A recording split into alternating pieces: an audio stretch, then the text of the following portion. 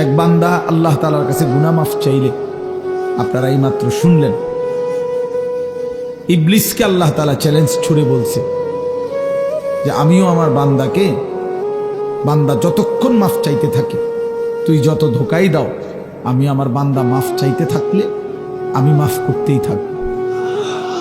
এটা বহুত সুন্দর কথা, আজীব কথা, আজীব কথা। বান্দা যতক্ষণ আস্তাগফিরুনি, যতক্ষণ বান্দা আমার কাছে মাফ চাইবে, আমি তার কাছে বান্দাকে মাফ করতে থাকব। এজন্য এক মুমিনের হতাশ হওয়ার কিছু নেই, মুমিন হতাশ হওয়ার কিছু নাই।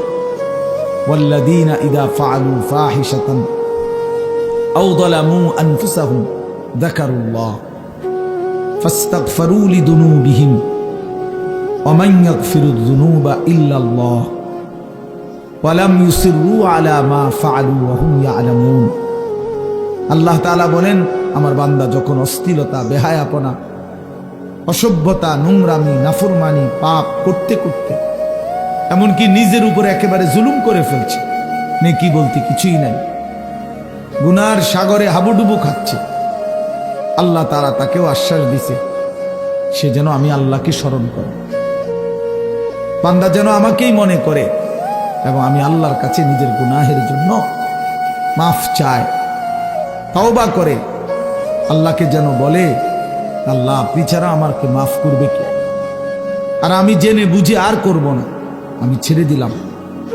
এই তিনটি শর্ত যদি বান্দার কাছ থেকে আল্লাহ পায়, তওবা তিন জিনিসের নাম।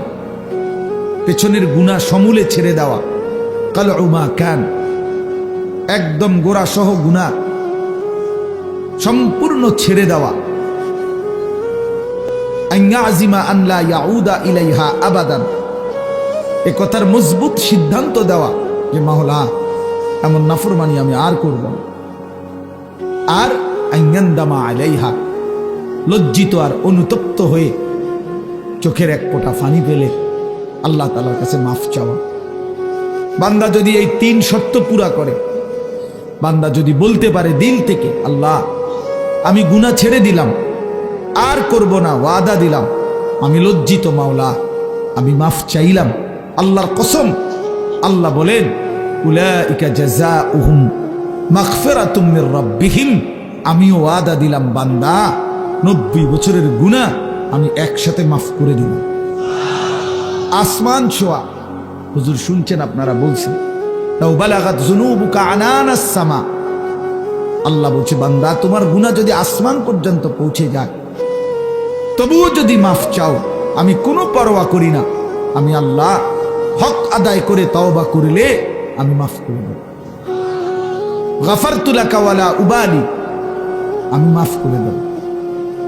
ইয়া ইবনা আদম লাউ আন্নাকা আতাইতানি বিকিরাবিল আরদি খাতায়া সুম্মা ইস্তাগফারতানি লা তুশরিকু বি শাইআ লা আতাইতুকা বিকিরাবিহা মাগফিরা। আল্লাহ বলে বান্দা তুমি যদি জমিনের বালু কণা পরিমাণ গুনাহ নিয়ে আসো, এই পৃথিবীতে কি পরিমাণ বালুর কণা, 1 লাখ, 2 লাখ, 10 শতক জায়গার মধ্যে যদি ড্রেজার দিয়া বালু ভরাট করে, তো কয়টা বালু কেউ গুণে শেষ করা যাবে? আল্লাহ তাআলা বলেন এই জমিনের সমস্ত বালু কণা সম পরিমাণ গুনাহ নিয়েও বান্দা তুমি যদি আমার কাছে আসো, সুম্মা ইস্তাগফারতানি, অতঃপর আমি আল্লাহর কাছে তওবা করলাম, শর্ত হইল লা তুশরিকু বি শাইআ, আমার সাথে শিরিক করতে পারবা না, আমার সাথে আর কাউরে ডাকবা না, আমার সাথে কারো কাছে চাইবা না, শুধুই আমার কাছে বলবা, শুধু আমার কাছে চাইবা, চোখের পানি ফেলবা আমার কাছে, রাত গভীরে রাহাজারি করবা আমার কাছে, হাজত রাওয়া, মুশকিল কুশা, সব প্রয়োজন পূরণকারী, সব পেরেশানি দূরকারী আমাকেই মনে করবা, আমাকেই ডাকবা, আমার কাছেই বলবা, মাফ চাইবা। আল্লাহ বলেন লা আতাইতুকা বিকিরাবিহা মাগফিরা, আমি আল্লাহ ওয়াদা দিলাম সমপরিমাণ মাগফিরাত নিয়ে আমি তোমার কাছে আসব, আমি আসব। হ্যাঁ, ইন আতাইতানি লাইলান আতাইতুকা লাইলান ওয়া ইন আতাইতানি নাহারান আতাইতুকা নাহারান। আল্লাহ বলে, বান্দা তুমি রাতে যদি আসো গুনাহ নিয়ে, আমি মাগফিরাত নিয়ে আসবো রাতেই। তুমি দিনে আসলে দিনেই মাফ, রাতে আসলে রাতেই মাফ। তুমি আসবে যখন, আমিও আসবো তখন, আমিও আসবো তখন। তুমি আইসো বান্দা, ইয়া আদম কুম ইলাইয়া আমশি ইলাইকা। আল্লাহ বলে, বান্দা তুমি আমার জন্য দাঁড়াও, আমি তোমার জন্য হাঁটবো। ওয়ামশি ইলাইয়া উহারবিলু ইলাইকা, তুমি আমার জন্য হাঁটো, আমি তোমার জন্য দৌড়বো, আমি তোমার জন্য দৌড়ব। তুমি আগাও বান্দা, তুমি 1 কদম, আমি 10 কদম। তুমি হাঁটতে হাঁটতে আসবা, আমি দৌড়তে দৌড়তে মাগফিরাত নিয়ে আসবো। আও বান্দা, লাল্লাহু আশাদ্দু ফারাহান বিতাওবাতি আবদি।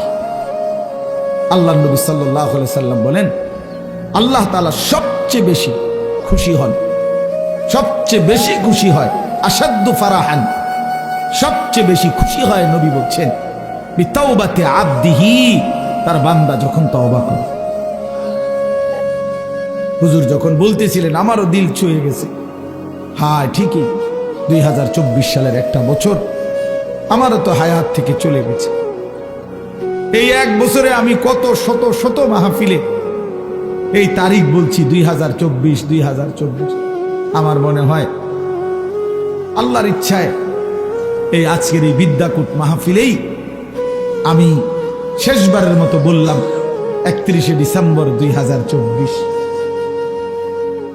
আজকেই শেষ বললাম, কারণ একটু পরেই 12টার কাঁটা বাজলেই নতুন বছর শুরু হয়ে যাবে। আগামীকাল থেকে 2025 বলতে হবে পৃথিবীবাসী। তাহলে এই জন্য বাপ, প্রিয় ভাই, হুজুরের কথার থেকে আমি আবারও বললাম, আমার হযরত এটা অনুরোধ করলেন, নওজোয়ান সাথীরা, কোন রকমের অসভ্যতা, অশ্লীলতা, বেহায়াপনার কোনো অনুমতি নাই। কোরআন শরীফে আছে, আল্লাহ তাআলা বলেন, ইন্না ইদ্দাতাশ শুহুরি ইনদাল্লাহি 12 শাহরান ফি কিতাবিল্লাহি ইয়াওমা খালাকাস সামাওয়াতি ওয়াল আরদ মিনহা আরবাআতুন হুরুম যালিকাদ দীনুল কাইয়্যিম ফালা তাযলিমু ফীহিন্না আনফুসাকুম। আল্লাহ তাআলা বলে, বান্দা শুনো, একেবারে আমি আল্লাহ আমার তাকদীরে আসমান জমিন সৃষ্টির 50,000 বছর আগে আমি যে তাকদীর লেখাইছি, সেই তাকদীরের মধ্যে আমি আল্লাহ ফয়সালা রেখে দিয়েছি, লিখে দিয়েছি যে এই পৃথিবীতে আসমান জমিন সৃষ্টির সূচনা থেকেই পৃথিবীতে 12 মাসেই হবে পৃথিবীর এই সময়ের হিসাব। এই 12 মাস এটা আমি আল্লাহ নির্ধারণ করেছি। 12 শাহরান আল্লাহর দেওয়া। আল্লাহ এটা বোঝা উচিত আমাদের যে 12 মাস এটা আইলো কোত্থেকে, 12 মাসে 1 বছর এটা হলো কিভাবে? আল্লাহ তাআলা বলেন, এটা আমি আল্লাহ ফয়সালা দিছি। কে ফয়সালা করছেন? কোন দিন থেকে? আসমান জমিন সৃষ্টির শুরু থেকেই চালু রাখছেন, আর সিদ্ধান্ত করে দিছেন তারও আগে তাকদীরের মধ্যে, তাকদীরের মধ্যে। এই জন্য 12 মাসে 1 বছর এটা জাতিসংঘের ফয়সালা না, এটা দুনিয়ার কারো ফয়সালা না, এটা আল্লাহ তাআলার ফয়সালা। আবার আল্লাহ নিজেই বলেন, যালিকাদ দীনুল কাইয়্যিম, এটা অকাট্য বিধান। এটা পৃথিবীতে ইসরাফিলের ফু পর্যন্ত কেউ নাড়াইতে পারবে না, কেউ না, 1 সেকেন্ড কেউ নাড়াইতে পারে না। ইউকাল্লিবুল্লাহুল লাইলা ওয়ান নাহার, আল্লাহ তাআলা বলেন, রাত্র দিন আমি আল্লাহ পরিবর্তন করে থাকি। তাহলে ঘন্টা বদলায় আল্লাহ, মিনিট বদলায় আল্লাহ, সেকেন্ড বদলায় আল্লাহ। ওয়াহুয়াল্লাযী জাআলাল লাইলা ওয়ান নাহারা খিলফাতান, আল্লাহ বলেন, আল্লাহই রাত এবং দিন বানান পর্যায়ক্রমে, একবার রাত একবার দিন, একবার রাত একবার দিন। আল্লাহ বলে, এটা আমি করে থাকি। আল্লাহ বলেন, এটা আমি করে থাকি বান্দা। আজকের এই 31শে ডিসেম্বরের রাতটাকে টেনে লম্বা করে আমি যদি কিয়ামত পর্যন্ত রাত বানিয়ে রাখি, কারো ক্ষমতা নাই আমি আল্লাহকে বাদ দিয়ে আগামীকালকের ভোর এনে দিবে, নতুন আলো আনে দিবে, এমন কোন ক্ষমতা কারো নাই। আছে কি ভাইয়া? কুল আরাইতুম ইন জাআলাল্লাহু আলাইকুমুল লাইলা সারমাদান ইলা ইয়াউমিল কিয়ামাহ মান ইলাহুন গায়রুল্লাহ ইয়াতিকুম বিদিয়াইন। সরাসরি কোরআনের আয়াত। আল্লাহ বলে, বান্দা বলো না, আমি যদি আজকের রাতকে টেনে লম্বা করে সারমাদান ইলা ইয়াউমিল কিয়ামাহ, কিয়ামত দিবস পর্যন্ত দীর্ঘ করে রাখি, রাত বানিয়ে রাখি, মান ইলাহুন গায়রুল্লাহ, আমি আল্লাহকে বাদ দিয়ে কে আছে তোমার, ইয়াতিকুম বিদিয়াইন, যে আগামী কালকের আলো এনে দিবে, ভোর এনে দিবে, কে আছে কেউ? তাহলে আজকের রাত তো আগামী কালকে পরিবর্তন করবে মহান আল্লাহ। তো সেই আল্লাহর নাফরমানি করা, সেই আল্লাহর অবাধ্যতা করা, এটা কিভাবে একজন বিবেকবান, সুস্থ, স্বাভাবিক, কমপক্ষে শেষ এক ফোঁটা ইমানের রক্ত আছে যার শরীরে, এক পবিত্র মায়ের বুকের দুধ খাইছে যেই মুসলমানের বাচ্চা, সে কিভাবে আল্লাহর দেওয়া রাতে, আল্লাহর দেওয়া দিনে, আল্লাহর দেওয়া বছর, আল্লাহর দেওয়া মাস, আল্লাহর দেওয়া প্রতি সেকেন্ডে সে আল্লাহকে বৃদ্ধাঙ্গুলি দেখায়া আল্লাহর নাফরমানির মাধ্যমে কিভাবে উদযাপন করতে পারে? এটা তো কোনো বিবেকবান ইমানদারের কাজ হইতে পারে না, কোনোভাবেই না, কোনোভাবেই না। এই জন্য 31st নাইট হুজুর যেটা বললেন, এটাই স্পষ্ট কথা বাপ, এটা আমাদেরও কথা। নওজোয়ান, তুমি প্রতারিত হইও না, মুসলমানের সন্তান তুমি ধোকা খাইও না। 31st নাইট এই বেঈমানরা শুরু করছে, এই কাফেররা শুরু করছে। আল্লাহর কসম, তাদের তুমি নেটে প্রয়োজনে সার্চ দিয়ে দেখো। এই 31st নাইটের মূল বক্তব্য হলো, খ্রিস্টানদের কাছে দুই মুখী একটা মূর্তি আছে, যে এই মূর্তির দুইটা মুখ, সামনে একটা মুখ, পিছনেরটাও একটা মুখ, এই দুই মুখী, দ্বিমুখী একটা মূর্তি। 31শে ডিসেম্বরের শেষ মিনিটে তারা ওই পিছনের মূর্তির মুখের পিছন দিকে দাঁড়াইয়া বলে, হে মহান দেবতা, বিগত 1 বছরের অপরাধ আমরা অনুতপ্ত মার্জনা করো। আর ঘুরে আইসা আবার পরের মিনিটে, নতুন বছরের প্রথম মিনিটে এই সামনের মুখের কাছে আইসা বলে, আগামী 1 বছর হে মহান দেবতা ভালোভাবে রাখো। এই আল্লাহর কসম, এইটা এই দুইমুখী একটি দেবতার কাছে প্রার্থনা করা, এইটাই হলো 31st নাইট। এইটা, এরপরে এইটার মধ্যে অসভ্যতার বাকি রং দিছে। এই গান, বাদ্য, নাচ গান, জিনা, ব্যভিচার, হোটেল, রেস্তোরাঁ, মদের বার, নারী পুরুষের অবাধ মেলামেশা, উলঙ্গপনা, অসভ্যপনা, এগুলো কোনো কুকুর বিড়াল করতে পারে, কোনো জানোয়ার করতে পারে, কোনো ইমানদারের সন্তান করতে পারে না, কোনো মুসলমানের বাচ্চা এটা করতে পারে না, কোনো ইমানদারের সন্তান এটা করতে পারে না। এ তো বেঈমানের আখলাক, এ তো দুশ্চরিত্র, লম্পট। জিনাখোর কখনো পবিত্র হয় না। হারাম সম্পর্ক, বিবাহ বহির্ভূত ছেলে মেয়ের অবৈধ যেই কোন রকমের সম্পর্ক, এটা তো জিনা, এটা তো ব্যভিচার, ব্যভিচার, ব্যভিচার, ব্যভিচার। এটা অতএব ব্যভিচারিত, ধিক্কৃত, ব্যভিচারিত, ধিক্কৃত কোন জিনাখার, কোন ব্যভিচারী, কোন লম্পট, কোন চরিত্রহীন, সে তো সভ্য, ভদ্র, শিক্ষিত, চরিত্রবান কোন হতেই পারে না।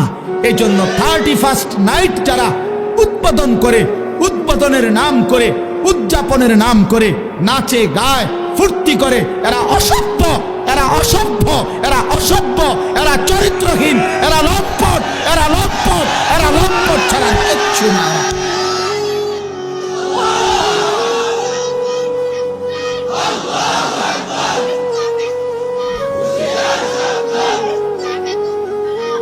অতএব আমি অনুরোধ করি যুবক, আমার সাফ কথা, আজকে এই বিদ্যাকুটের 10 দিন ব্যাপী ঐতিহাসিক এই তাফসিরুল কোরআন মাহফিল থেকে আমার সমস্ত বুড়া বাপ যারা আছেন, আপনারা বসা থাকবেন, আপনারা বসেন। ওলামায়ে কেরাম যারা বসা আছেন, আপনারাও বসা থাকেন। কিন্তু কিশোর, তরুণ, নওজোয়ান, তোমরা যারা এখানে আছো, তোমরা সব দাঁড়ায়া এই বয়স্ক এবং ওলামাদের সামনে ওয়াদা দাও যে 31st নাইটে আমরা থুতু মারি, মারি, থুতু মারি, থুতু মারি। দাঁড়াও যুবক, দাঁড়াও নওজোয়ান, দাঁড়াও জওয়ান, দাঁড়াও ইমানদার।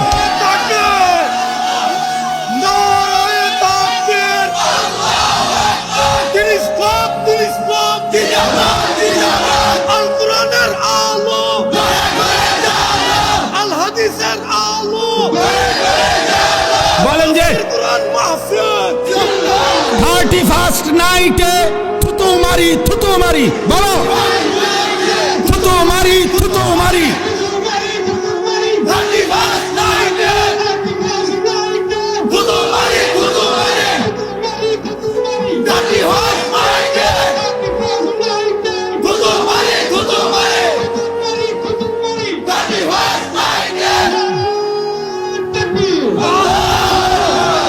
মাশাআল্লাহ, বসো নওজোয়ান, বসো।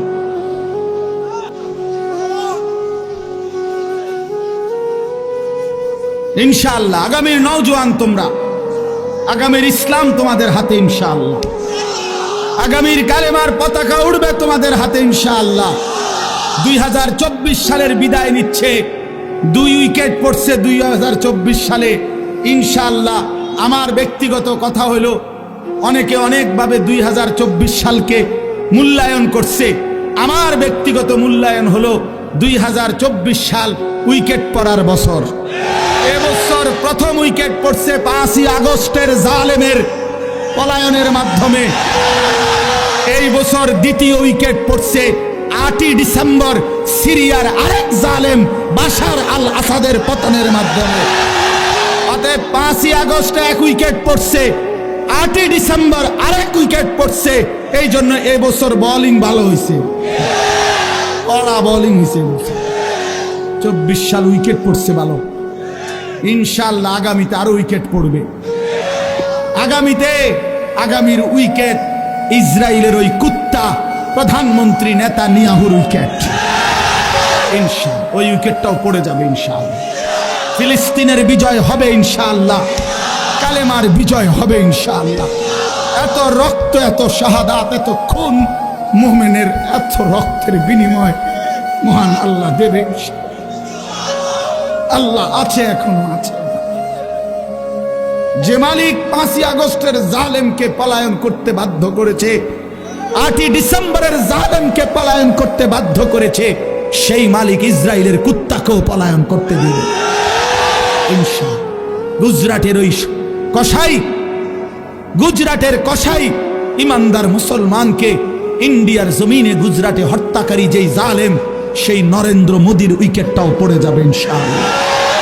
ইনশাআল্লাহ মনে রাখো, অচিরেই যুবক মনে রাখো, বাংলাদেশের গলিতে গলিতে, রাস্তার মোড়ে মোড়ে, বাজারে মার্কেটে, জেলা উপজেলা, গ্রামে গঞ্জে মাদ্রাসা গড়ে উঠছে।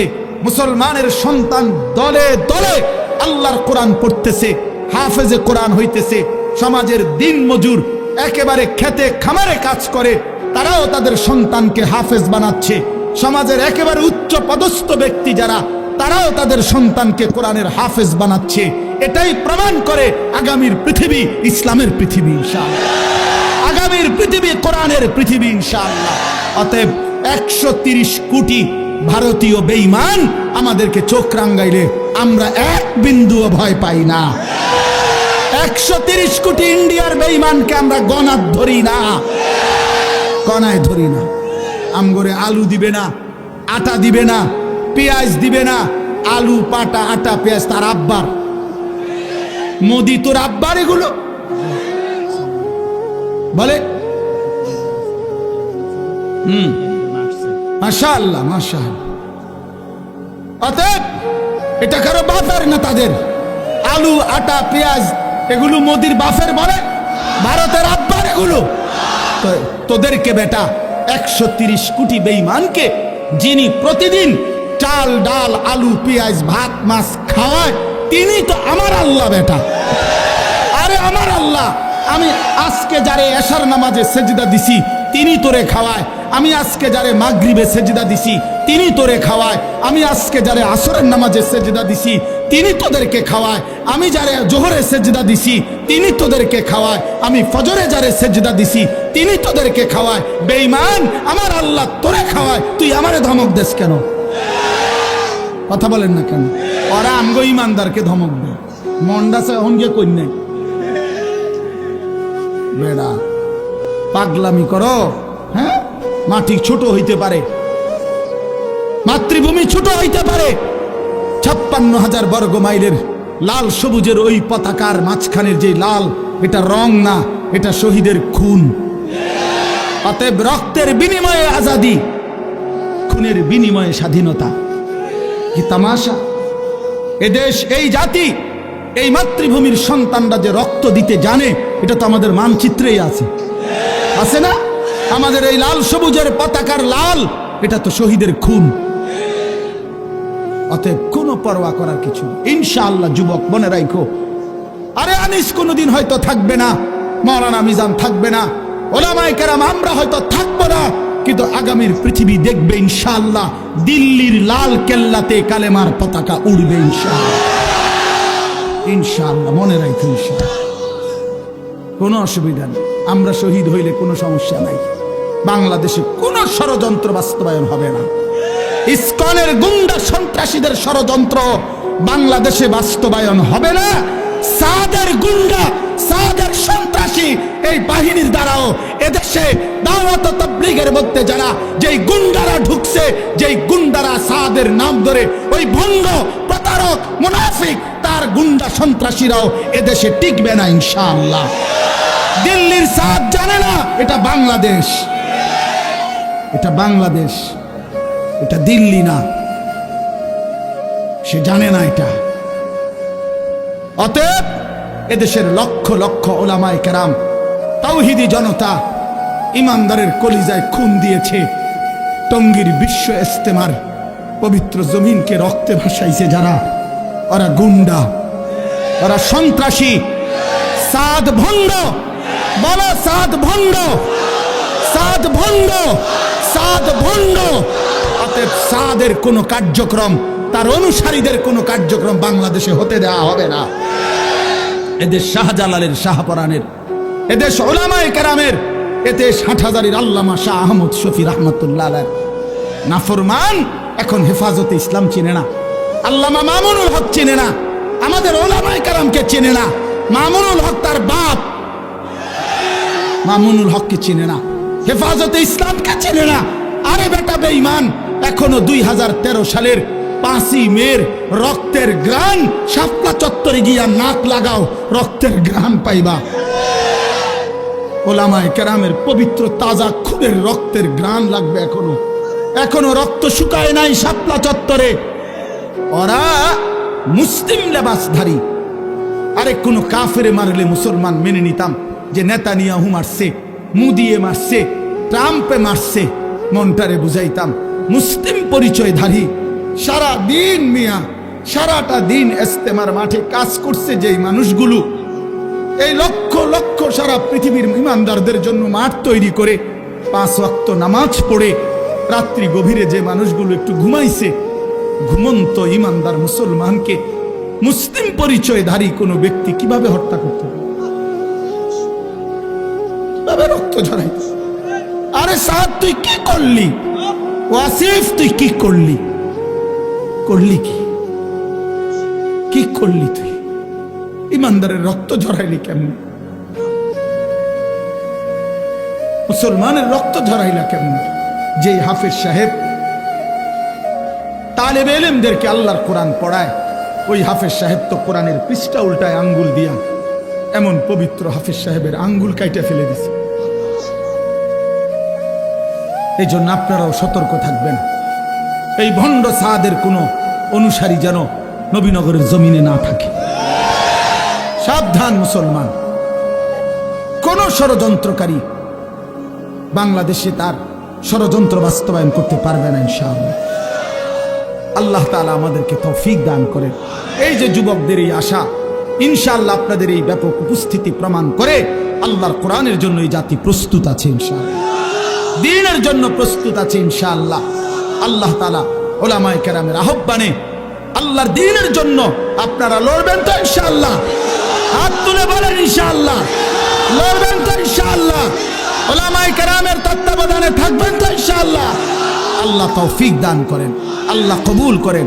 দাওয়াতের কাজ উলামায়ে কেরামের তত্ত্বাবধানে চলবে, তাবলীগের কাজ, তালিমের কাজ, তাজকিয়ার কাজ, জিহাদের কাজ, ইসলামের কাজ, দ্বীনের কাজ উলামায়ে কেরামকে বাদ দিয়ে করা যাবে না। করলে হুসট খাবেন, করলে পিছলা খাবেন, করলে ক্ষতিগ্রস্ত হবেন, করলে দুশ্মনের খপ্পরে পড়ে আখিরাত বরবাদ করবেন। যেন অনুরোধ করলাম আল্লাহ তাআলা আমাদেরকে সচ্চা ঈমান দান করেন, আমাদেরকে ঈমানের মজবুতি দান করেন।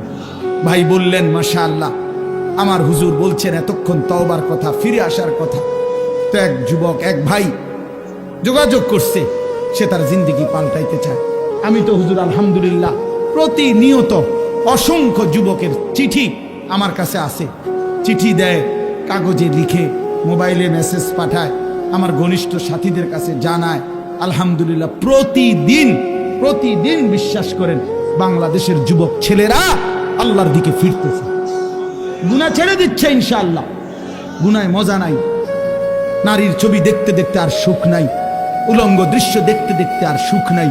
অসংখ্য যুবকের চেহারা, সুরত, শরীর, যৌবন, শারীরিক ক্ষমতা, যৌবনের ক্ষমতা সব নষ্ট করে ফেলছে, সব চরিত্রহীন হইয়া বরবাদ করে দিছে।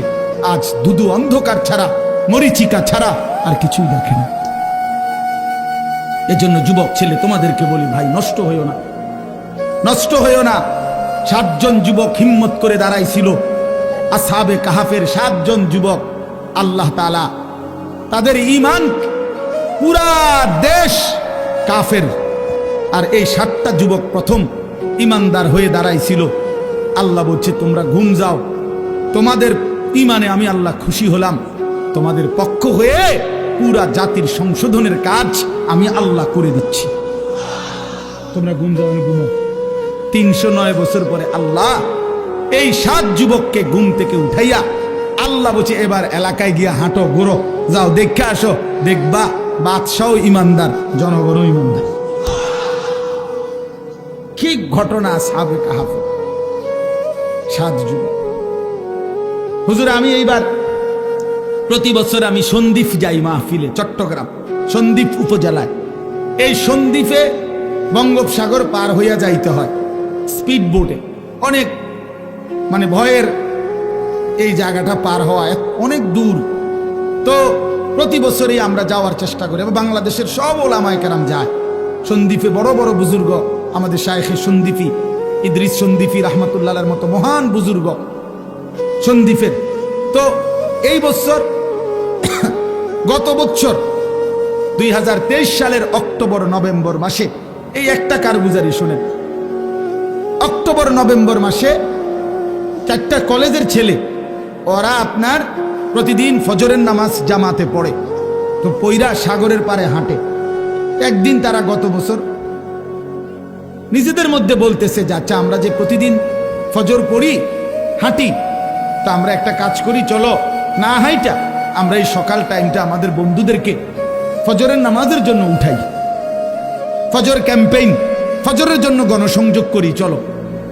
এই কথা নিয়ত করে 4 বন্ধু কি করবে, কার কাছে যাবে, একটা খসড়া পরিকল্পনার জন্য একটা কাগজ খুঁজছি, আর যে লিখি আমরা লোক কখনই, অন কাগজ নাই তাদের এই মুহূর্তের লগে, সাথে কাগজ ছিল না। তো এই ছেলেটা বলতেছে, কয় হুজুর সিগারেটের একটা প্যাকেট সাগরের পার থেকে খুঁজে নিছি, নিয়ে সিগারেটের প্যাকেটের ওই ভিতরের অংশটা সাদা না, এইটা বইয়ে লিখছি, লেখা ঠিক করে আমরা কোথায় কোথায় যাব, কেমনি কেমনি করব, এই শুরু করলাম কাজ, ফজর ক্যাম্পেইন, মানে ফজরের জন্য গণসংযোগ করা। এরপরে আলহামদুলিল্লাহ দেখেন এই বছর 19শে নভেম্বর আমি এরকম, এটার মতো হবে, আরো বড় হবে প্যান্ডেল, ওই সন্দ্বীপের সবচেয়ে বড় মাদ্রাসা, যিনি পুরা সন্দ্বীপ উপজেলা ইত্তেহাদুল উলামার সভাপতি, মুরব্বী হুজুরের মাদ্রাসার মাহফিল, ওরা আমারে বলছে আগে যে হুজুর রাত্রে যেখানে মাহফিল হবে সেখানে ফজরের পরে ওই প্যান্ডেলে আমাদের মাহফিল, মানে ওদের আলাদা। আমি ঠিক আছে, আমি যেহেতু রাতে থাকবো, তোমাকে ফজরের পরে অসুবিধা নাই, আমি আসি। সকালবেলা ফজরের নামাজের পরে এরা আসতে শুরু করছে পোলাপাই, মনে আধা ঘন্টার ভিতরে পুরাটা মাঠ পূর্ণ হয়ে গেছে, সব কিশোর তরুণ যুবক। আল্লাহর কসম, দাঁড়াইয়া ওরা, এই ছেলে বলতেছে হুজুর আমাদের এই 1 বছরের মেহনতে আমরা এই 4-5 জন যুবক শুরু করছিলাম ফজরের জন্য ডাকা। আল্লাহর দয়া 1 বছরে 4,500 ছেলে লিস্টি করা আমাদের প্রতিদিন ফজরের নামাজ জামাত। কি করতে পারে যুবক? যুবক চাইলেই সমাজের প্রত্যেকের হাতে হাতে মদের বোতলও তুলে দিতে পারে, যুবক চাইলে প্রত্যেকের হাতে হাতে নামাজের মুসল্লাও তুলে দিতে পারে। যুবককে আল্লাহ শক্তি দিছেন, আল্লাহ তো শক্তি দিছেনই কাজ নেওয়ার জন্য, না তো শক্তি কেন দিলেন? আল্লাহ তাআলা যৌবন কালকে বলছেন কুওয়াত, শক্তি। আল্লাহুল্লাযী খালাকাকুম মিন দুফিন, আল্লাহ বলছে তোমাদেরকে আমি সৃষ্টি করেছি দুফ, দুর্বল অবস্থায়, তার মানে শিশুকাল। সুম্মা জাআলা মিন বাদি দুফিন কুওয়াতান, অতঃপর সেই দুর্বলতার পরে আমি তোমাদেরকে দিলাম শক্তি, মানে যৌবন। সুম্মা জাআলা মিন বাদি কুওয়াতিন দুফান ওয়া শাইবা, পুনরায় আবার সেই শক্তির থেকে আবার ফিরিয়ে দিলাম দুর্বলতা এবং বার্ধক্য। তাহলে বোঝা গেল শিশুকালও দুর্বল, বৃদ্ধকালও দুর্বল, তাহলে শক্তি কখন? আল্লাহ কোরআনে বলছে। এই জন্য অনেক নওজোয়ান, আমি তোমাদের জন্য দিল থেকে দোয়া করি বন্ধু, রাত এই গভীরে আমরা প্রত্যেকেই এই 10 দিন ব্যাপী ঐতিহাসিক এই তাফসীরুল কোরআন মাহফিলে তোমরা নিজেকে পরিবর্তনের সিদ্ধান্ত নাও। ঠকবা না ইনশাআল্লাহ। আল্লাহকে সেজদা দিয়ে কেউ ঠকে না, প্রিয় নবী সাল্লাল্লাহু আলাইহি সাল্লামকে অনুসরণ করে কেউ ঠকে না। আল্লাহ তাকে দামি বানায় দুনিয়াতেও আখিরাতেও। আখিরাতেও কোনো পাপী, কোনো চরিত্রহীন, কোনো লম্পট, কোনো দুশ্চরিত্র বন্ধু সে মানুষের কাছে ঘৃণিত হয়, ঘৃণিত হয়। তোমরা যারা 5 ওয়াক্ত নামাজ পড়ো না, তোমরা লজ্জিত ঘৃণিতই হবা ভাইয়া। আল্লাহ তাআলা আমাদের সন্তানদেরকে বুঝার তৌফিক দান করেন। আমি শুধু আয়াত পড়ছি, অল্প একটু বলি, তাইলেই আমার কথা শেষ। এই কোরআনুল কারীমের এই সূরার তরজমাটুকু বলি। 30 নম্বর পারা একটা ছোট্ট সূরা আমি পড়ছিলাম, 94 নম্বর সূরা। এটা আমার বলার উদ্দেশ্য আছে, এই পড়ার উদ্দেশ্যটা হইল এটার মধ্যে আমাদের প্রিয় নবী সাল্লাল্লাহু আলাইহি সাল্লামকে সরাসরি আল্লাহ তাআলা সম্বোধন করে নবীজি সাল্লাল্লাহু আলাইহি সাল্লামকে কিছু কথা বলেছেন এবং নবীজির মর্যাদা, সান্ত্বনা, ইজ্জত, আজমত আল্লাহ তাআলা তুলে ধরেছেন। এখানের মূল বিষয়টা হইল প্রিয় নবী সাল্লাল্লাহু আলাইহি সাল্লাম 40 বছর বয়সে তিনি যখন ইসলাম প্রচারের দায়িত্ব পেলেন, আল্লাহ বললেন মানুষকে আল্লাহর দিকে ফিরাবার, তখন 1টা মিনিট শুধু চিন্তা করেন যে নবীজি সাল্লাল্লাহু আলাইহি সাল্লাম 1টা মিনিট ভাবেন শুধু 40 বছর বয়সে আল্লাহ পাক যখন ওনাকে দায়িত্ব দিলেন তখন তিনি কোন সমাজে দাঁড়াইলেন।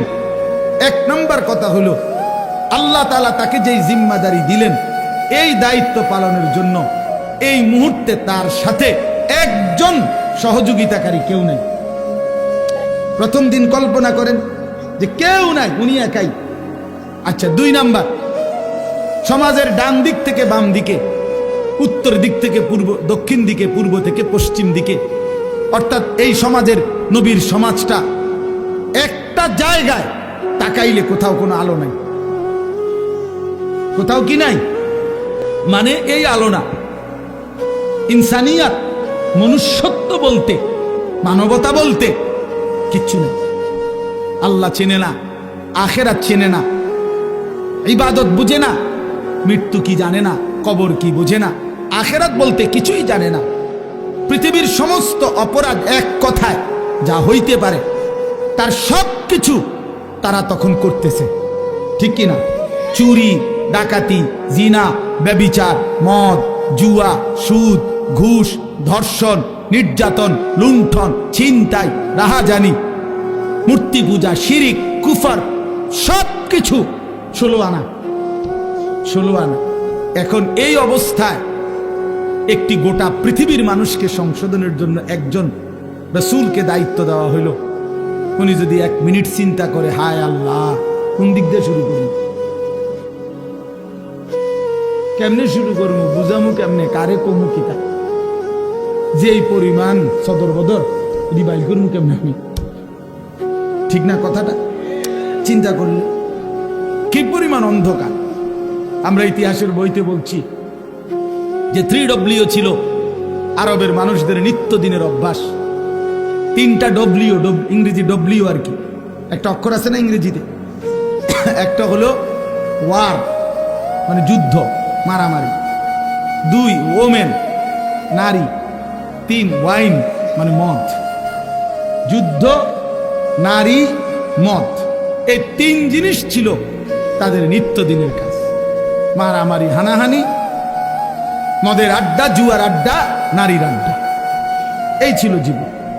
আপনি আশ্চর্য হবেন, আমি নিজে পড়ছি, এবং হুজুর মাজা খাসিরাল আলাম বিইনহিতাতিল মুসলিমিন যে বইটা, মুসলিম উম্মার পতনে বিশ্বের কি ক্ষতি হলো, সৈয়দ আবুল হাসান আলী নদভী রহমতুল্লাহ লিখিত সেই পৃথিবী বিখ্যাত বই, ওলামায়ে কেরামের অক্ষরে অক্ষরে বর্তমান যুগ চাহিদা অনুপাতে আমি নওজোয়ান আলেম যারা আছেন আপনাদেরকে অনুরোধ করলাম এই বইটা পড়েন, একেবারে লাইনে লাইনে পড়েন। আল্লামা আবু তাহের মিসবাহ দামাত বারাকাতুহু আদিব সাহেব হুজুর অনুবাদ করছে, এটা পড়েন, ফায়দা হবে। 1450 বছরের ইতিহাস বুঝবেন। তো ওইখানে আছে যে এই জাহিলি সমাজে একটি মতবাদ ছিল, একজন ধর্মগুরু ঘোষণা দিছিল তখনকার সময়ে নবীজির আগমনের পূর্বে 3 জিনিসে কারো কোনো একক মালিকানা নাই, সবার সমান মালিকানা। 3টা জিনিসের মধ্যে, 1 আগুন, আগুন সবার মালিকানা, 2 পানি, 3 নারী। নাউযুবিল্লাহ, কথা বুঝেন নাই? আগুন, পানি, নারী, কারো একক অধিকার নাই। নারী যেখানেই থাকুক, যার কার এটা কোনো কথা নাই, যার যেখানে ইচ্ছা উপভোগ করবে, তার কোনো ব্যক্তি স্বাধীনতা, ব্যক্তি পরিচয় বলতে কিছু নেই। এত জঘন্য ছিল সমাজ, এত নিকৃষ্ট ছিল সমাজ। সেই সমাজটাকে পরিবর্তন করার জন্য আল্লাহ তাআলা নবী সাল্লাল্লাহু আলাইহি সাল্লামকে বলছেন। আপনি চিন্তা করে দেখেন কত বড় ভারী দায়িত্ব। আমার যদি বলে যে এই বাংলাদেশের অথবা আমার ইউনিয়নের সবডি মদখোর, ফুট্টাখোর, বাবাখোর, ডাইলখোর, ইয়াবাখোর, এগুলারে ঠিক করা, তো এটা আমার জান শেষ। এরপরে তো সুদখোর, ঘুষখোর রয়েছে আলাদাই, বাকি সিটার বাটফার তো আলাদাই আছে। শুধু বাবাখোর ঠিক করতে গেলে তো আমি দাদাখোর হয়ে যাব, আমার হায়াত শেষ হয়ে যাবে। তাইলে রাসূলুল্লাহ কথাটা খেয়ে আমি একবারে বললে ফেলবো অর্থ, শুধু প্রেক্ষাপটটা বলতেছি। নবী সাল্লাল্লাহু আলাইহি সাল্লামকে তাইলে আল্লাহ তাআলা কত বড় ভারী জিম্মাদারি দিছে। শুধু আরব না, নবীজি শুধু আরবে না, গোটা পৃথিবীর সংশোধন। আল্লাহু আকবার, গোটা পৃথিবীর সংশোধনের দায়িত্ব আল্লাহ দিছেন। আচ্ছা, এই তো একটা বিষয়, তাহলে কাজটা অনেক ভারী ছিল কিনা, যথেষ্ট পেরেশানির বিষয় ছিল কিনা? আহা, কি হবে, মনে হয় যেন একটা মহাসাগরের মাঝখানে উনারে দাঁড় করাই দিছে যে এইবার আপনি এই সাগর পাড়ি দেন। আচ্ছা, কিভাবে? নৌকা নাই, বাহন নাই, জাহাজ নাই, অর্থাৎ কেউ নাই, মনে হয় যেন এরকম ভাবে। আচ্ছা, 2 নাম্বার, একে তো দায়িত্ব দিছে, কঠিন দায়িত্ব বোঝা। এবার আল্লাহ তাআলা বলছেন আরেকটা কথা, ফাস্তাকিম কামা উমিরতা। বন্ধু সাবধান, আপনাকে যে আদেশ করা হয়েছে, যে দায়িত্ব মানুষের সংশোধন, আমার বান্দাদের পরিবর্তন, এটার থেকে এক সুতা, এক চুল আপনি কিন্তু নড়বেন না। ফাস্তাকিম, মজবুত থাকেন, অটল থাকেন, অবিচল থাকেন, সুখে থাকেন আর দুঃখে থাকেন, জুলুম করুক, অত্যাচার করুক, নির্যাতন করুক আর বিদ্রুপ করুক, পাথর মারুক আর উটের নারী ভুড়ি চাপায় দোক, আপনারে পাথর মারুক আর যাই করুক, আপনার পেটে ভাত থাকুক কিংবা না থাকুক, আপনার সাহাবীদেরকে অত্যাচার করুক আর শহীদ করুক, ফাস্তাকিম, আপনি কিন্তু এক সুতা, এক চুল নড়বেন না। আপনার কাজ, আপনার দায়িত্ব, আপনার জিম্মাদারি আপনি আদায় করবেন। তাহলে এবার দুইটা বিষয়, এক, দায়িত্বটা অনেক ভারী, আবার বলছে বাদ দন যাইতো না, ছাড়ন যাইতো না। বিষয়টা কেমন কঠিন হয়ে গেল, কঠিন হয়ে গেল কিনা? রাসূলুল্লাহ সাল্লাল্লাহু আলাইহি সাল্লাম এই পেরেশানি, চিন্তা, উম্মতের ফিকির, সংশোধনের ফিকির, মানুষকে আল্লাহর দিকে ফিরাবার ফিকির, নবীজির অবস্থা হয়েছে যেন এমন যে কোমর বাঁকা হয়ে যাইতেছে, অর্থাৎ টেনশনে, আহা আমি কি করব, কিভাবে করব? তো আল্লাহ তাআলা বলেন, বন্ধু এই সব কিছুর মোকাবেলায় আপনি শুধু এবার শুনেন, যার আল্লাহ আছে তার তো সবই আছে, তার সবই তো আছে। তো আমি সব ব্যবস্থা করতেছি, আপনারা দায়িত্ব দিয়া, আমি তো আজার না, আমি আপনার জন্য সিস্টেম করতেছি, সবটা আমি সিস্টেম করে দেব। আপনি শুধু মজবুত থাকেন, আপনি শুধু কাজে নামেন, বাকিটা আমি দেখব। তো রাসূলুল্লাহ সাল্লাল্লাহু আলাইহি সাল্লাম সিদ্ধান্ত নিলেন কাজে নামবেন, আল্লাহর দ্বীন প্রচার করবেন মজবুতির সাথে।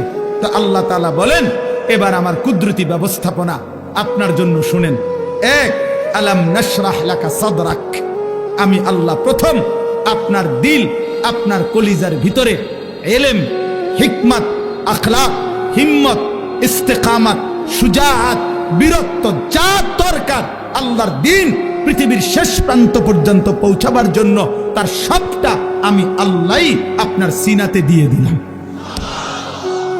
এবার নবী মক্কার কুরাইশদের সামনে, হাদিসে আছে, একদিন ঘোষণা দিছে যে মক্কাবাসী, আসমানের ওই সূর্য আমার যদি হাতে দাও, চাঁদটাও যদি আমার হাতে এনে দাও, আর আমারে যদি বলো কালেমার দাওয়াত ছেড়ে দিতে, আল্লাহর কসম মুহাম্মদ এক সেকেন্ড আল্লাহর দ্বীনের দাওয়াত ছাড়বে না।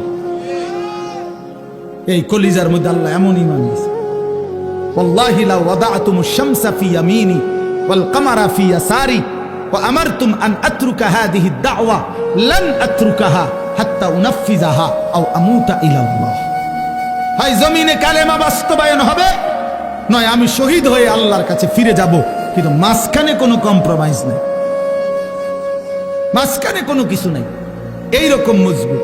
তাহলে আল্লাহ তাআলা বলেন, বন্ধু আপনার সিনার মধ্যে যা দরকার ইসলামের জন্য, দ্বীন প্রচারের জন্য, কালেমার প্রচারের জন্য, সমস্ত কিছুর মোকাবেলায় আমি আল্লাহ তা পূর্ণ দিয়ে দিয়েছি। দুই, ওয়াদানা আনকা বিজরাক আল্লাযী আনকাযা যাহরাক, যেই টেনশন, যেই চিন্তা, যেই পেরেশানি, যেই অস্থিরতা আপনার বোঝার মতো আপনার কাঁধে চাপছিল, আমি আল্লাহ নিজে আপনার সেই বোঝা, যা আপনার পিঠ নুয়ে দিছিল, কোমর মনে হয় বাঁকা করে দিছিল টেনশনে, অস্থিরতায়, আমি নিজ হাতে তা দূর করে দিয়েছি, আমি নিজ হাতে দূর করে দিয়েছি। আপনি শুরু করছেন, আমি আল্লাহ একজন একজন করে আপনার পক্ষে ইমানদার আনতে থাকছি। প্রতিটা সাহাবী যারা আপনার হাতে কালেমা পড়ছে, এ তো আমি আসমানের ফয়সালা। উলাইকাল্লাযীনা ইমতাহানাল্লাহু কুলুবাহুম বিত্তাকওয়া, আমি পরীক্ষা করে করে সাহাবী পাঠাইছি, অতএব আপনার বোঝা আমি আল্লাহই হালকা করে দিয়েছি। এরপরে আল্লাহ বলেন, আরো অনেক ব্যাখ্যা আছে, আমি শুধু সংক্ষেপে বললাম। এরপরে আল্লাহ বলেন, 3 নাম্বার ব্যবস্থাপনা হইল, আপনারে ওরা বিদ্রুপ করে, এই মানুষগুলো আপনারে কখনো বলে পাগল, কখনো বলে কবি শায়ের, কখনো বলে আপনি আবলাহ, নির্বোধ, আপনাকে জাদুকর বলে, বিভিন্ন কিছু জুলুম অত্যাচার করে, আপনারে বিদ্রুপ করে, আপনাকে লজ্জিত লাঞ্ছিত করে। আল্লাহ বলে, বন্ধু ঘাবড়াবেন না, ওয়ারাফা'না লাকা যিকরাক, গোটা মাখলুকাতের উপরে আমি আল্লাহ আমার পরে আপনার মর্যাদা সবকিছুর ঊর্ধ্বে তুলে দিয়েছি। বাদাজ খুদা বুজুর্গ তুই কিসসায়ে মুখতাসার, আমি আল্লাহর পরে আপনার মর্যাদা সমস্ত সৃষ্টির উপরে। যেন আল্লাহ মেরাজে নিয়া আরশে আজিমের উপরে দাঁড় করাইয়া আল্লাহ যেন নবীকে বলছে, বন্ধু নিচের দিকে তাকায় দেখেন, আমার গোটা সৃষ্টি আপনার কদমের নিচে, আপনি গোটা মাখলুকাতের ঊর্ধ্বে, আমি আল্লাহর পরে, অতএব এটাই আপনার মর্যাদা। এরপরে আল্লাহ যেন বললেন, বন্ধু ওই আজানে দেখেন আপনার আমার নামের সাথে আপনার নামও বলতেছে, ওই একামতে শুনেন আমার নামের সাথে আপনার নামও বলতেছে, ওই নামাজে শুনেন ওই দেখেন আমার বান্দা বসে বসে আত্তাহিয়াতু পড়ছে, একটু পরে খেয়াল করবেন আল্লাহুম্মা সাল্লি আলা মুহাম্মদ, আপনার নামও নিতেছে। ও কবরের দিকে তাকায় দেখেন মুনকার নাকির প্রশ্ন করতেছে আমার বান্দাকে, আমার নামও নিছে, আপনার কথাও জিজ্ঞাসা। দেখেন দেখেন দেখেন আপনার কথাও জিজ্ঞাসা করছে। হাসরের ময়দানেও শুনবেন আপনার নাম, জান্নাতেও শুনবেন আপনার নাম। ইদা যুকিরতু যুকিরতা মাই, আমি আলোচিত হলে আপনিও আলোচিত হবেন। আমি আছি তো আপনি বন্ধু আছেন। আমার ইজ্জত সম্মান থাকবে তো আপনার সম্মানও থাকবে। মোহাম্মদ হামেদে হামদে খুদা বাস, খুদা মদহে আফরি মুস্তাফা বাস। আল্লাহর প্রশংসায় মোহাম্মদই যথেষ্ট, মোহাম্মদ সাল্লাল্লাহু আলাইহি সাল্লামের প্রশংসায় আল্লাহই যথেষ্ট। এরপরে আল্লাহ বলেন ফা ইন্না মাআল উসরি ইউসরা, ইন্না মাআল উসরি ইউসরা। আল্লাহ বলে বন্ধু ঘাবড়াবেন না, আমি জানি দ্বীনের এই কাজ করতে গিয়ে, আল্লাহর দিকে মানুষকে ডাকতে গিয়ে, আমার কালেমার দাওয়াত দিতে গিয়ে প্রতি মুহূর্তে আপনি কষ্ট পাবেন, যন্ত্রণা। কষ্টের পরে আমি আল্লাহ আপনার জন্য ইউসর, শান্তি রাখছি, স্বস্তি রাখছি, নিরাপত্তা রাখছি। ঘাবড়াবেন না। দেখবেন বন্ধু 10 বছরে 20 বছরে মুসলমান হইছে যে কয়জন, দেখবেন মক্কা বিজয়ের দিন দেখবেন একদিনে মুসলমান হয়ে গেছে 20 বছরের চাইতে বেশি। তার মানে আপনি অল্প সময় মেহনত চালায়া যান, একটা সময় দেখবেন আপনার দলে দলে কাতারে কাতারে লোকেরা আল্লাহর দ্বীনের দিকে, ঈমানের দিকে, ইসলামের দিকে আসতেছে। সর্বশেষ কথা হলো আল্লাহ তাআলা বলেন ফাইদা ফারাগতা ফানসাব ওয়া ইলা রাব্বিকা ফারগাব। আমি আগেই বলছি অনেক ব্যাখ্যা আছে, কিন্তু মূল বক্তব্য হলো এইটা, এই কথার দ্বারা শেষ। আল্লাহ বলছে বন্ধু, আল্লাহ আদর করতে বলছে, যেটা আমার হুজুরও বলতে চাইছিলেন। সারাদিন আপনি মানুষকে কালেমার দাওয়াত দিছেন, তাবলীগ করেছেন, ইমামত করেছেন, সাহাবায়ে কেরামকে তালিম দিয়েছেন, জিহাদের কাজ করেছেন, সারাদিন ব্যস্ত ছিলেন মানুষকে নিয়ে। আপনার পক্ষেও কেউ ছিল, আপনার বিরুদ্ধেও বহুজনের ষড়যন্ত্র ছিল। সারাদিনের এই পেরেশানি অস্থিরতা শেষ করে আপনি যখন রাত্রিবেলা অবসর হবেন, তো রাত গভীরে আমার কাছে আইসেন, আমার কাছে আইসেন বন্ধু। একাকী তাহাজ্জুদের সেজদায়, তাহাজ্জুদের মুসল্লায় আইসেন, আমি আপনার আদর করে হাত বুলায়া সারাদিনের ক্লান্তি মুছে দেব। ইদা ফারাগতা ফানসাব ওয়া ইলা রাব্বিকা ফারগাব। রাত গভীরে আইসেন আমার কাছে, আমি আদর করে দেব, আমি ধুয়ে মুছে আপনার ক্লান্তি দূর করে দেব, আমি আপনার সোহাগ করব। আমি বন্ধু আপনার ইজ্জত, মর্যাদা, সম্মান, সান্ত্বনা আপনাকে দিতেই থাকব। ওয়ালাকাদ না'লামু আন্নাকা ইয়াযীকু সাদরুকা বিমা ইয়াকুলুন ফাসাব্বিহ বিহামদি রাব্বিকা ওয়া কুম মিনাস সাজিদিন। আল্লাহ বলে বন্ধু জানি আমি লোকেদের মন্দ কথা শুনে আপনার মনটার মধ্যে কষ্ট লাগে, তবে যখনই আপনার মনে কষ্ট লাগে আপনি আমার তাসবিহ পড়েন, আমারে সেজদা দিয়েন, আমি আল্লাহ আপনার দিল শান্ত করে দেব। এজন্য রাত গভীরে আবারও ওই কথা আমার হুজুর বলছেন আপনাদের কাছে, শেষ রাত্রের আমল, শেষ রাত্রের কান্না, শেষ রাত্রের রোনাজারি বান্দাকে যেন আল্লাহ তাআলা একান্তই নিজের করে নেয়। নিজের আল্লাহ যেন বলে বান্দা তুমি একদমই একা, আমি আল্লাহ তোমার সামনে। বলো বান্দা তোমার যা কিছু মনের যত কষ্ট, দুঃখ, বেদনা, যা চাওয়া রাতের অন্ধকারে আমাকে বলো, আমি সব দেব, সব দেব, সব দেব। এই জন্য নবীকে আল্লাহ বলছে বন্ধু সারাদিনের মেহনত থেকে যখন অবসর হবেন ফানসাব, এবার আপনি আলাদা রাত্রিবেলা পরিশ্রম করবেন, ইবাদত, দোয়া, জিকির, তেলাওয়াত, তাহাজ্জুদ, কান্নাকাটির জন্য আমার দিকে ফিরবেন। আমি আল্লাহ আপনার সমস্ত ক্লান্তি, পেরেশানি, দুঃখ দূর করে দেব। এজন্য শেষ একটা কথা বলি, তায়েফের ময়দান থেকে নবীজি সাল্লাল্লাহু আলাইহি সাল্লাম যখন রক্তাক্ত হয়ে ফিরে আসছিলেন, তখন যেই রাত্রিবেলা যেই আঙ্গুর খেজুরের বাগানে নবী আশ্রয় নিছিলেন, তো সেদিন রাত্রে রক্ত মাখা শরীর নিয়ে আল্লাহর নবী রাত গভীরে একটা লম্বা দোয়া করছিলেন। হাদিসে এই দোয়াটা আছে, লম্বা দোয়া।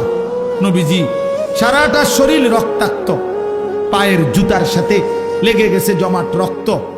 এই অবস্থায় রাত্রি অন্ধকারে নবী গভীর রজনীতে আল্লাহ তাআলার কাছে লম্বা দোয়া করছিলেন চোখের পানি ফেলে। ওইখানে একটা কথা নবীজি সাল্লাল্লাহু আলাইহি সাল্লাম বলছিলেন যে আল্লাহ, আপনি আমারে ইলা মান তাকিলনি, এই মাওলা আপনি আমারে কার কাছে পাঠাইলেন? কার কাছে পাঠাইলেন? ইলা বাঈদিন ইয়াতাজাহামুনি, আপনি বুঝি আমারে এমন দূরের অপরিচিত মানুষের কাছে পাঠাইলেন যারা আমারে, আমি তাদেরকে আপনার দিকে ডাকলাম, তারা আমারে এভাবে পাথর মারলো। কোন নবীকে বুঝি মানুষ এভাবে মারে? কল্যাণকামীকে মানুষ বুঝি এভাবে মারে? আম ইলা আদুবিন মাল্লাকতাহু আমরি, নাকি আপনি আমার এমন কোন দুশমনের কাছে পাঠাইলেন যার উপরে আমার কোনো ক্ষমতাই ছিল না? আপনি আমারে কার কাছে পাঠাইলেন? কিন্তু এই মনের আবেগ এগুলো বইলা এই একটা কথা হুজুর বলছে নবীজি, এটাই আমাদের শেষ কথা। আমার নবীজি তখন বলছি, আল্লাহ যা বলছি তা তো মনের কষ্টে বলছি, কিন্তু শেষ কথা হলো মাওলা ইন্নাম তাকুন আলাইয়া গাদাবুন ফালা উবালি, শুধু রাত গভীরে বলেন আপনি যদি আমার উপরে নারাজ না হন, আপনি যদি আমার উপরে রাগ না করেন, আপনি যদি খুশি থাকেন, ফালা উবালি, আমি কোনো পরোয়া করি না, আমি কোনো পরোয়া করি না। এই পাথরের আঘাত সয়ে গেলাম, শুধু আপনি বলেন আপনি আমার উপরে রাজি কিনা।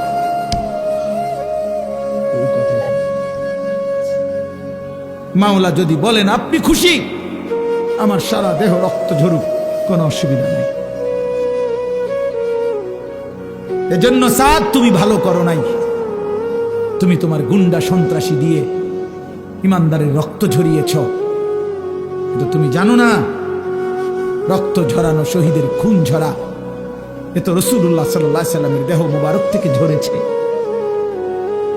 যদি মুমিনের উপরে আল্লাহ রাজি হয়, উলামায়ে কেরাম আজকে নতুন করে একদিন দুই দিন না, রাসূলুল্লাহ সাল্লাল্লাহু আলাইহি সাল্লাম যে ওরাসাত উত্তরাধিকার উম্মতের উলামায়ে কেরামকে দিয়ে গেছে, 1450 বছরের উম্মতের উলামায়ে কেরাম আপনাদের পাহারাদার। আপনারা শুনতে চাইলেও আমরা বলবো, আপনারা শুনতে না চাইলেও আমরা বলবো, যেখানেই অন্যায়, যেখানেই কুফর, যেখানেই শিরক, যেখানেই বিদআত, যেখানেই গোমরাহি, সেখানেই উলামায়ে কেরামের প্রতিবাদ। এটা চলতেই থাকবে, এটা চলতেই থাকবে, এটা চলতেই থাকবে, এটা চলতেই থাকবে।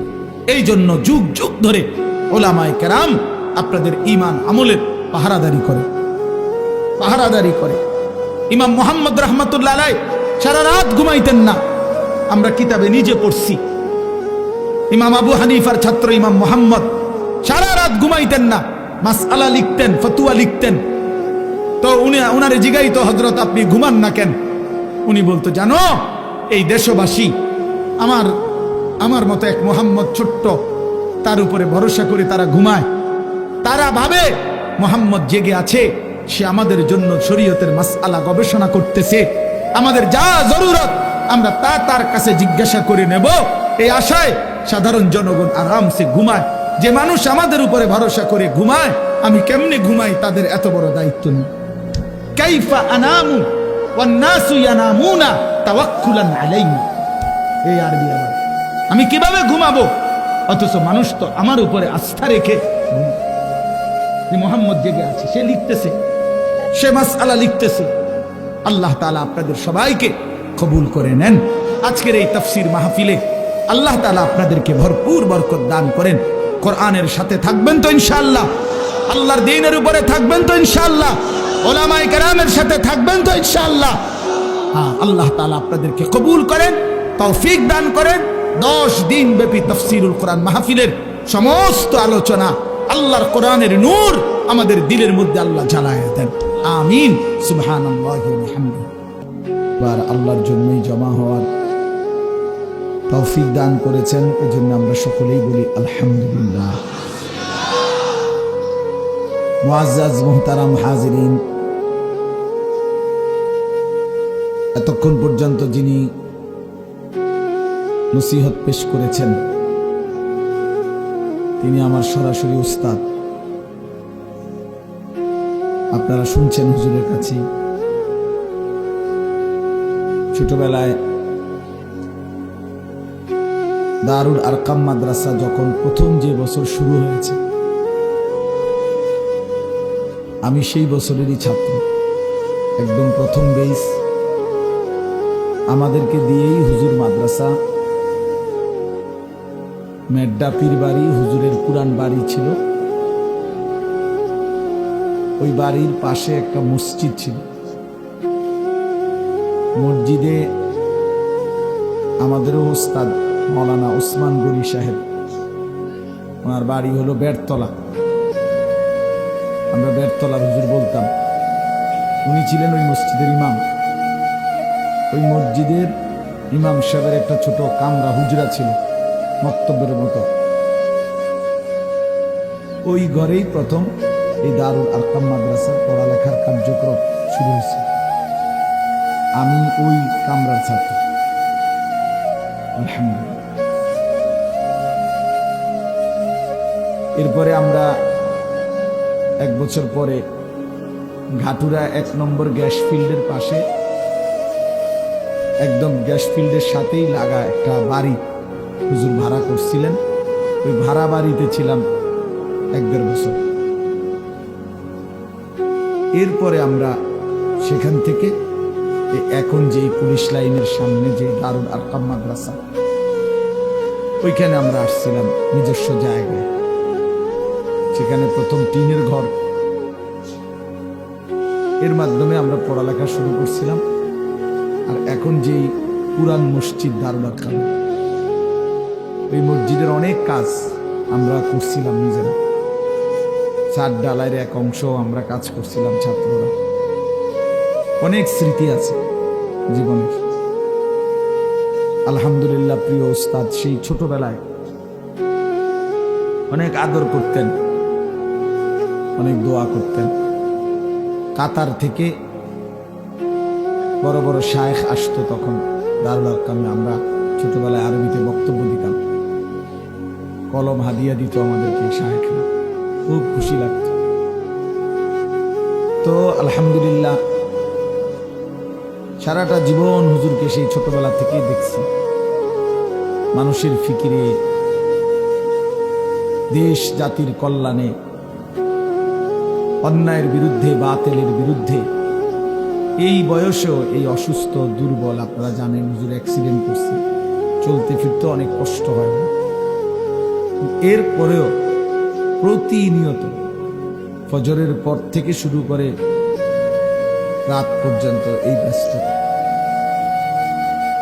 কয়দিন আগে আমার মাদ্রাসার মাহফিলে 14 তারিখ গেছিলেন, সেখানেও আবার বলতেছে ফজরের পরে হেফাজতের বৈঠক। তো আলহামদুলিল্লাহ এই এখনো বৈশা বলতেছেন যে আমার অনেক মানুষের, অনেক ওলামায়ে কেরামের কারো মামলা, কারো বিভিন্ন বিষয়াদি, এসব পেরেশানিতে মাওলানা আমি আরো দুর্বল হয়ে গেছি। অসংখ্য অগণিত সারা বাংলাদেশের আলেম ওলামা, ইসলাম প্রিয় জনতা, ইসলামী অসংখ্য ইস্যু, বিভিন্ন বিষয়ে সবকিছু উনি যেহেতু হেফাজতে ইসলাম বাংলাদেশের মহাসচিব, তার কাঁধে এই পরিমাণ পেরেশানি নিয়ে আল্লাহ তাআলা হুজুরকে এখনো এতটুকু রাখছেন, এটা আমাদের জন্য অনেক বড় ইহসান। আল্লাহ তাআলা হযরতকে আফিয়তের সাথে হায়াতে তয়্যিবা দান করেন। এমন একটা বটবৃক্ষ, এমন একটা ছায়া আমাদের দরকার। আল্লাহ তাআলা যেন দীর্ঘ হায়াত দান করেন। সম্মানিত হাজিরিন, হুজুর বয়ান করার পরে আসলে কোনো যুক্তিতেই বয়ান করা সমীচীন তো না।